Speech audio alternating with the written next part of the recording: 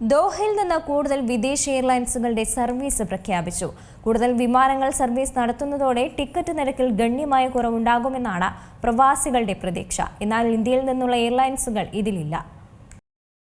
പശ്ചിമേഷ്യൻ സംഘർഷത്തിന് അയവ് വന്നതോടെ പ്രവാസികൾക്ക് കൂടുതൽ ആശ്വാസം പകരുന്ന വാർത്തയാണ് പുറത്തുവരുന്നത്. അതെ, ഖത്തറിൽ നിന്ന് കൂടുതൽ വിദേശ എയർലൈൻസുകൾ സർവീസ് പ്രഖ്യാപിച്ചിരിക്കുകയാണ് ഇപ്പോൾ. ഹമ്മദ് അന്താരാഷ്ട്ര വിമാനത്താവളമാണ് കൂടുതൽ സർവീസുകൾ പ്രഖ്യാപിച്ചിരിക്കുന്നത്. അതായത് ജൂലൈ 1 വരെയുള്ള തീയതികളിൽ സർവീസ് നടത്തുന്ന വിമാന കമ്പനികളുടെ വിവരങ്ങൾ അധികൃതർ ഇതിനോടൊപ്പം പങ്കുവയ്ക്കുകയും ചെയ്യുന്നു. എന്നാൽ ഇന്ത്യക്കാർക്ക് നിരാശ നൽകുന്നതാണ് വാർത്ത.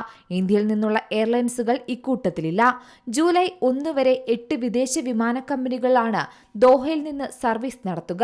ഹമ്മദ് അന്താരാഷ്ട്ര വിമാനത്താവളമാണ് ഇക്കാര്യം അറിയിച്ചിരിക്കുന്നത്. കൂടാതെ Badr Airlines, Syrian Air, Egypt Air, Himalayan Airlines എന്നിവ ഇന്നും നാളെയുമായി സർവീസുകൾ പുനരാരംഭിക്കും. ഗൾഫ് എയർ മെയ് 1-നും മെയ് 4-ന് എത്യോപ്യൻ എയർലൈൻസും അഫ്ഗാനിൽ നിന്നുള്ള കാം എയർ മെയ് 6-നും ദോഹയിൽ നിന്നും സേവനങ്ങൾ ആരംഭിക്കുന്നുണ്ട്. റോയൽ എയർ മറോക്ക് ജൂലൈ 1-ന് സർവീസ് ആരംഭിക്കും. ഔദ്യോഗിക സാമൂഹ്യ മാധ്യമ അക്കൗണ്ട് വഴിയാണ് ഇതുമായി ബന്ധപ്പെട്ട കൃത്യമായ വിവരങ്ങൾ അധികൃതർ പങ്കുവയ്ക്കുന്നത്. അതേസമയം എയർ ഇന്ത്യ, ഇൻഡിഗോ അടക്കം ഇന്ത്യൻ വിമാന കമ്പനികളുടെ സർവീസ് അപ്ഡേറ്റുകൾ വിമാനത്താവളം ഇതുവരെ പുറത്തുവിട്ടിട്ടില്ല. കഴിഞ്ഞയാഴ്ചയാണ് ഖത്തർ സിവിൽ വ്യോമയാന അതോറിറ്റി ഹമ്മദ് അന്താരാഷ്ട്ര വിമാനത്താവളം വഴി വിദേശ വിമാന കമ്പനികൾക്ക് സർവീസ് നടത്താൻ അനുമതി നൽകിയത്. ഇതിന് പിന്നാലെ ഫ്ലൈ ദുബായ്, എയർ അറേബ്യ അടക്കം 8 വിദേശ എയർലൈൻസുകൾ ദോഹയിൽ നിന്നുള്ള സർവീസുകൾ പ്രഖ്യാപിച്ചിരുന്നു. കൂടുതൽ വിമാന സർവീസ് എത്തുകയാണ് ഇതോടുകൂടി.